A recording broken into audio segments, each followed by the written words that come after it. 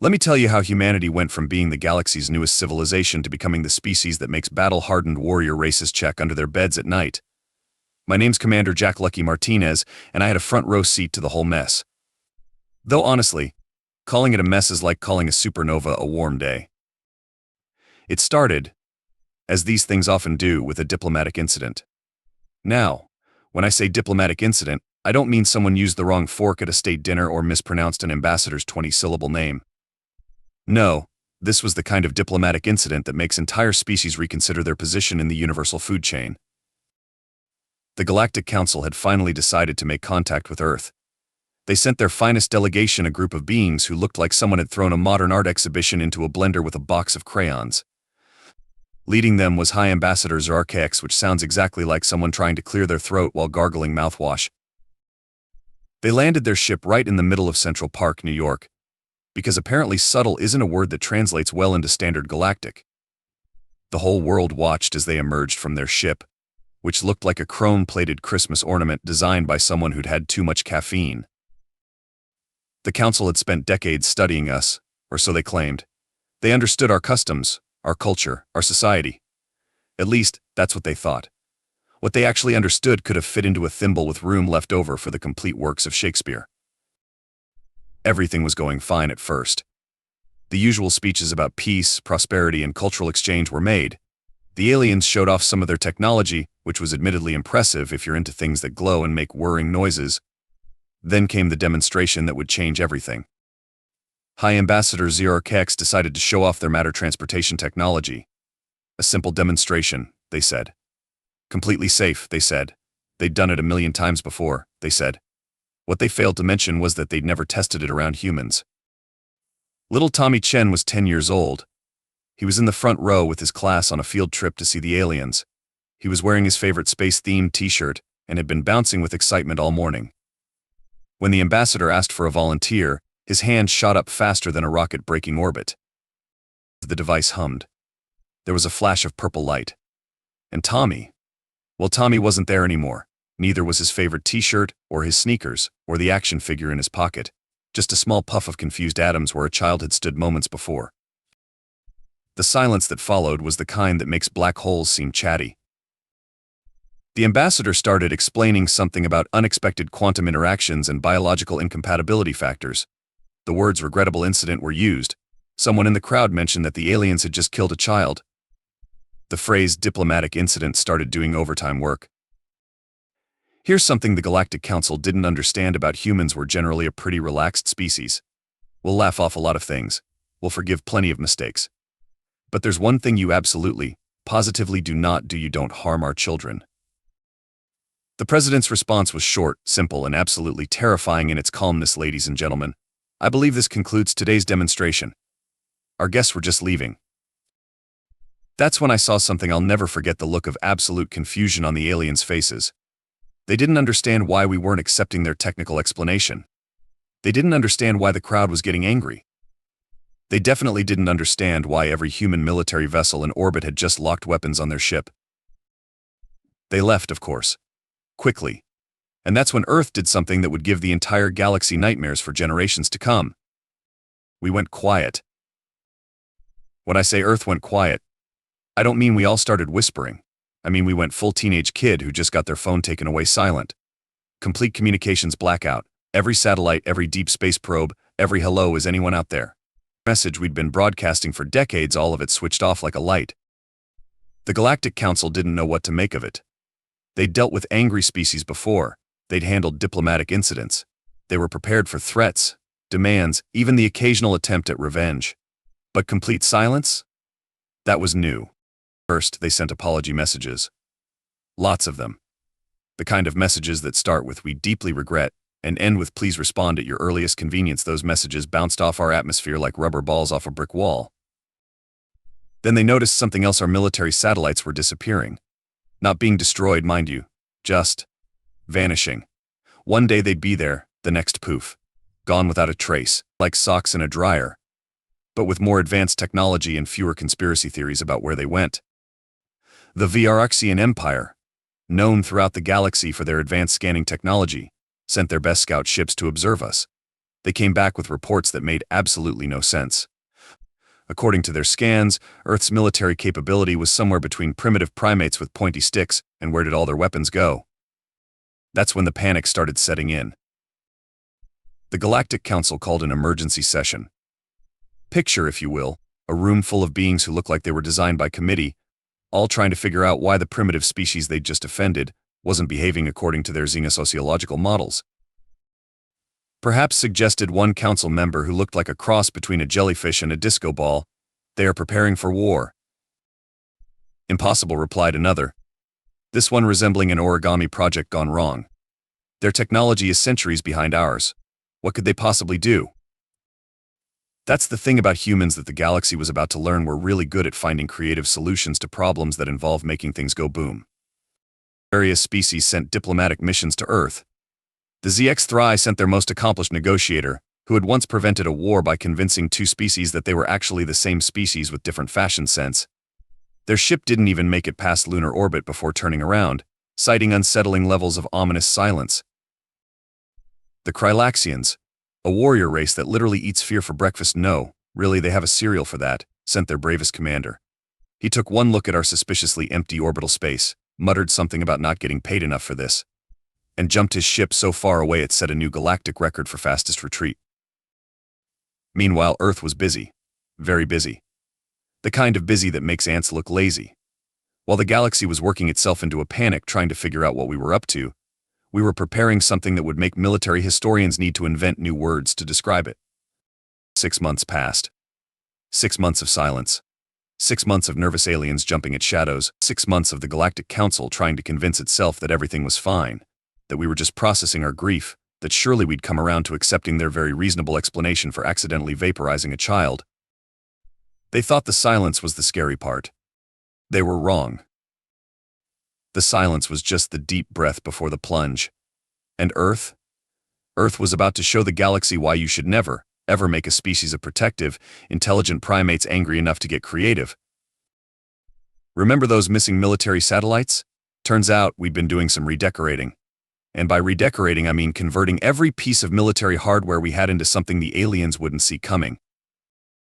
Because if there's one thing humans excel at, it's turning seemingly harmless things into weapons. And we were about to introduce the galaxy to our specialty improvised everything. Remember how I mentioned Operation Soccer Mom? Well, buckle up, because this is where things get weird. See, while the Galactic Council was busy trying to decode our silence, Earth's engineers had been asking themselves one vital question: what's the last thing anyone would expect to be weaponized? The answer came from a suburban mom in Ohio who'd managed to fit an entire soccer team, their equipment, 3 coolers of snacks, and what appeared to be half a Costco into her minivan. That's right, we weaponized minivans. The first strike came during the Galactic Council's annual peace conference. The irony was not lost on us. 1 minute, High Ambassador ZRKX was giving a speech about maintaining galactic harmony. The next minute, a fleet of what appeared to be Earth minivans dropped out of hyperspace. The aliens' reaction was priceless. Their advanced warning systems, designed to detect warships and battlefield technology, completely ignored what their sensors interpreted as primitive civilian transport vehicles. Because really, who would ever expect a Chrysler Pacifica to be capable of faster-than-light travel?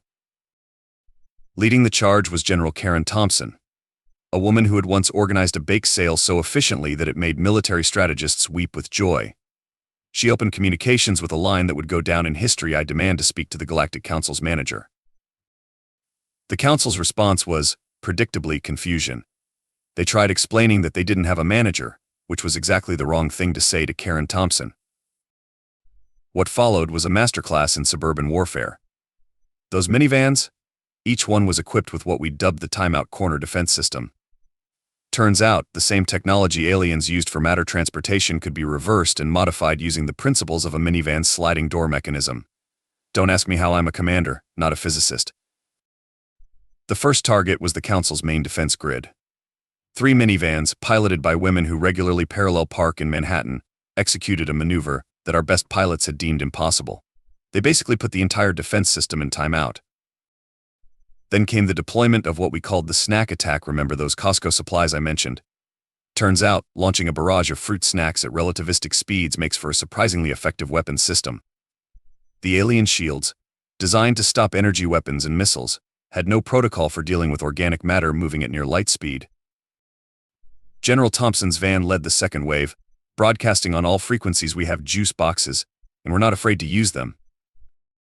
The Council's military advisors were losing their minds. Their combat doctrines had no provisions for dealing with angry parents in weaponized family vehicles. One HFY commander actually sent a message to his superiors that read, "They're fighting like they're late for their kids' soccer practice." He wasn't wrong. The piece de resistance came when Thompson deployed what we called the "Are we there yet" sonic weapon, a recorded loop of children asking that eternal question, transmitted directly into enemy ships. Entire crews surrendered just to make it stop. Within 6 hours, Earth's Soccer Mom Defense Force had effectively neutralized the Galactic Council's primary defense fleet. Not through superior firepower or advanced technology, but through the sheer, unstoppable force of parental determination combined with human ingenuity. The aliens finally began to understand what they'd awakened.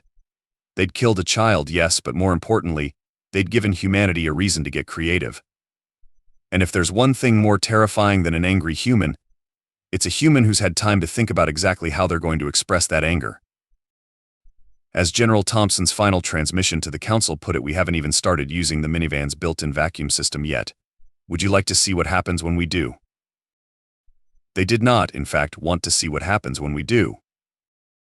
And that was just the beginning. Because while the Soccer Mom Defense Force had their attention, the rest of humanity was preparing to show the galaxy exactly why you don't mess with Earth's children. We were about to introduce them to concepts they'd never imagined, like PTA meetings and timeout corners on a galactic scale. The galaxy was about to learn that humans don't just get mad. We get organized. Let me tell you about the Hot Pocket incident. You see, after the success of Operation Soccer Mom, Earth's military think tank started getting creative. Really creative. The kind of creative that happens when you give a group of sleep-deprived engineers unlimited coffee and tell them to weaponize convenience store items. The Vrxian Empire, thinking they were clever, decided to send their most advanced stealth fleet to observe our defensive capabilities. What they didn't count on was Lieutenant Commander Dave Miller, a man whose college years had given him an intimate understanding of microwave technology and processed foods. Dave had a theory: if a hot pocket could somehow be both frozen solid and lava hot at the same time, that violation of thermodynamics could be weaponized. He was right, though not in the way anyone expected. When we modified our orbital defense platforms to replicate the physics of a microwave cooking a hot pocket, it created a quantum field that turned the Vrxian stealth technology inside out. Literally inside out. Those ships are still flying backwards. But that was just one example of humanity's growing reputation for creative problem solving. The Kralaxians, remember them? The fear-eating warriors? They thought they had the perfect counter to our minivan fleet. They'd simply eat the fear our weapons generated. They didn't count on us weaponizing other emotions. General Thompson authorized Operation Playdate. Picture this: an entire fleet of warrior ships encountering, for the first time, the emotional equivalent of a sugar-rushed 5-year-old's birthday party. Their fear-eating capabilities were overwhelmed by pure, weaponized chaos. Several Kralaxian ships had to take a nap afterward. The HFY tried psychological warfare, broadcasting what their research suggested would be terrifying images to humans. We responded by streaming endless cat videos into their neural networks. They're now demanding regular updates and have converted several warships into what they call space-scratching posts. But the true masterpiece was the Space Karen Defense Force's diplomatic initiative. Picture this: every alien species that had ever wronged humanity suddenly finding their equivalent of a customer service department flooded with strongly worded complaints. The Galactic Council had to open a dedicated department just to handle the volume of humans asking to speak to increasingly higher-ranked managers. One particularly brilliant officer figured out how to weaponize passive-aggressive notes. "You know the kind: whoever took my lunch from the break room, I hope you enjoyed it," but on a galactic scale. Entire alien civilizations found themselves feeling vaguely guilty without knowing why. The galaxy started developing new phobias. The sight of a minivan would cause entire space stations to go into lockdown. The sound of a microwave beeping would empty a room faster than a hull breach. And don't even get me started on what happened when they learned about human children's birthday parties. Various species started sending research teams to try to understand why humans were so protective of their young. The results were interesting. The The HFY published a paper titled Human Reproductive Units, Why Are They So Scary? It became a galactic bestseller, mainly because everyone was trying to figure out how to avoid making us angry again. One alien anthropologist spent 6 months studying human parenting techniques. Their conclusion? Humans appear to be a species of contradictions. They will destroy you utterly for harming their offspring, but will also ground said offspring for not cleaning their rooms. We do not understand, but we are terrified. The Galactic Defense Committee had to create new classification categories just to describe human warfare techniques. Weaponized inconvenience became an officially recognized form of combat. Passive-aggressive deterrence was added to the standard military curriculum. But perhaps the most terrifying thing, from the alien perspective, was how we treated it all like it was perfectly normal. Humans would go from deploying relativistic fruit snacks in combat to asking about the aliens' dinner plans, all in the same conversation. The galaxy had learned that humans weren't just dangerous because we could fight. We were dangerous because we could fight in ways that no one else had ever imagined. And we did it all while maintaining a level of casual normalcy that made everyone else deeply uncomfortable. As one alien observer noted in their report, the humans have somehow weaponized everything except weapons. We recommend maintaining a safe distance of at least one galaxy, just to be sure. They were starting to understand that they hadn't just made a diplomatic mistake. They'd given humanity a reason to show the galaxy exactly why Earth had survived everything from dinosaurs to our own terrible ideas. We were the species that looked at the impossible and asked, yes, but what if we tried anyway? And now the galaxy was about to learn about another terrifying human concept: parent-teacher conferences on an intergalactic scale. You haven't truly experienced diplomatic tension until you've watched an alien delegation try to comprehend the concept of a PowerPoint presentation. But that's exactly how Earth decided to present its demands to the Galactic Council. Our chief negotiator? Ms. Linda Patterson, a kindergarten teacher with 30 years of experience dealing with complex diplomatic situations like who had the blue crayon first, and why can't I eat the paste? The council didn't stand a chance. The presentation began with what would become the most feared phrase in galactic history. Let's review our classroom rules. Ms. Patterson had somehow managed to distill humanity's demands into a series of simple, colorful slides complete with clip art and Comic Sans font. The font choice alone caused 3 minor diplomatic incidents. Slide 1, keep your hands, tentacles, and matter displacement beams to yourself. Slide 2, use your indoor voice when threatening planetary destruction. Slide 3, share your advanced technology nicely. Slide 4, say sorry when you accidentally vaporize someone. The council representatives sat there, their various appendages frozen in what most species recognize as universal horror, as Ms. Patterson went through each point with the patience of someone who regularly explains why eating sand is not a good life choice. Now she said, pointing to a particularly colorful chart, showing the correlation between human anger and alien mishaps, "Can anyone tell me what we did wrong?" The High Ambassador of the HFY raised what might have been a hand. We failed to properly assess the quantum resonance patterns of human biological structures before attempting matter transportation. No, sweetie, Ms. Patterson replied in a tone that had made generations of kindergartners reconsider their life choices. We hurt someone's child. What do we say when we hurt someone? The entire Galactic Council, a body representing species that had mastered faster than light travel and bent the laws of physics, found themselves mumbling in unison, "We're sorry." And what are we going to do to make sure this doesn't happen again? The Council's reaction to the concept of a timeout corner was particularly interesting. Several species had to have the concept explained multiple times, mainly because they couldn't believe we regularly used temporal punishment on our young. Then came the introduction of what we called the sticker system. For good behavior, species would receive a gold star. For bad behavior, well, let's just say the threat of a sad face sticker on their permanent galactic record proved surprisingly effective. Ms. Patterson's masterpiece came when she introduced the concept of the Universal PTA Planetary Teaching Association. The idea that parents and teachers from every species would meet regularly to discuss the proper development of young beings across the galaxy caused several council members to develop new stress responses. And remember, she said, pulling up a slide that would give diplomatic historians nightmares for centuries, parent-teacher conferences are mandatory. The negotiations took an unexpected turn when Ms. Patterson brought out what she called her behavior modification toolkit. It included such terrifying concepts as the thinking chair, now a standard feature in all galactic peacekeeping vessels. The Quiet Time Corner, an entire sector of space, has been designated for this purpose. The We Make Good Choices song now classified as a Class 3 psychological weapon. But perhaps the most devastating moment came when she pulled out her grade book. "I'll be keeping track of everyone's progress," she announced, causing several ancient and powerful species to suddenly remember urgent appointments elsewhere in the galaxy. The Galactic Council, faced with the prospect of being graded on their behavior like a class of 5-year-olds, did what any rational beings would do: they agreed to everything. By the end of the presentation, Earth had secured not only full diplomatic recognition and technological exchange rights, but also convinced the galaxy to implement what we called the Universal Playground Rules, a set of guidelines that somehow managed to prevent interstellar war through the application of basic kindergarten principles. As MS. Patterson concluded her presentation with a friendly reminder about the importance of sharing and using our words instead of our antimatter cannons. The council representatives looked like they'd just discovered that the universe had a hall monitor, and it was humanity. They were about to learn that this was just the orientation session. Wait until they found out about standardized testing. And that's how humanity revolutionized galactic society, through the power of passive-aggressive notes and weaponized parenting techniques. The changes were substantial. The Intergalactic Geneva Convention was ratified in record time, primarily because MS.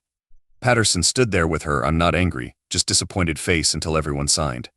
It included such revolutionary concepts as no running in the space halls, indoor voices during planetary invasions, ask permission before borrowing another species' moon, no antimatter weapons at the lunch table. The Universal PTA became the most feared organization in known space.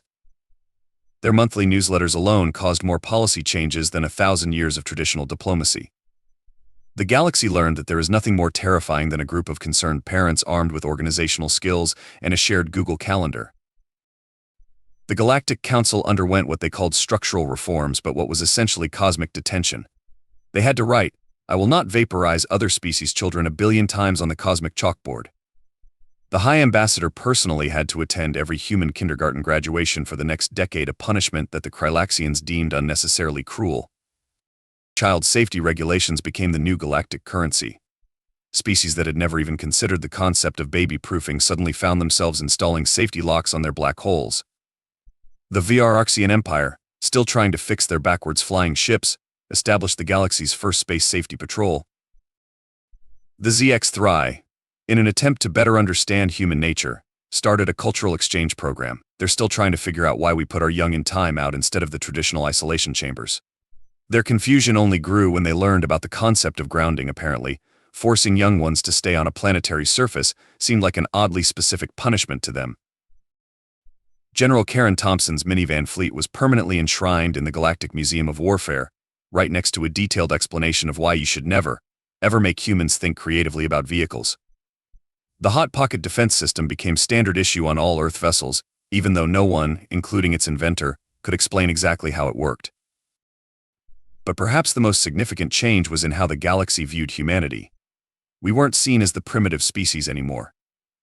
Instead, we became known as the species you don't mess with, not because we're the strongest or the most advanced, but because we'll turn your own physics against you while asking to speak to your supervisor. The official galactic species classification for humans was updated to read "approach with caution, highly protective of young, known to weaponize everyday objects, consider all minivans potential threat vectors, warning may attempt to teach you valuable life lessons." As for little Tommy Chen, well, his memory lives on in the Tommy Chen Protocol, a set of safety guidelines so comprehensive that it makes Earth's old OSHA regulations look like casual suggestions. Every species in the galaxy now has to pass a safety certification that includes the phrase, "What would a human parent say about this?" Some say we overreacted.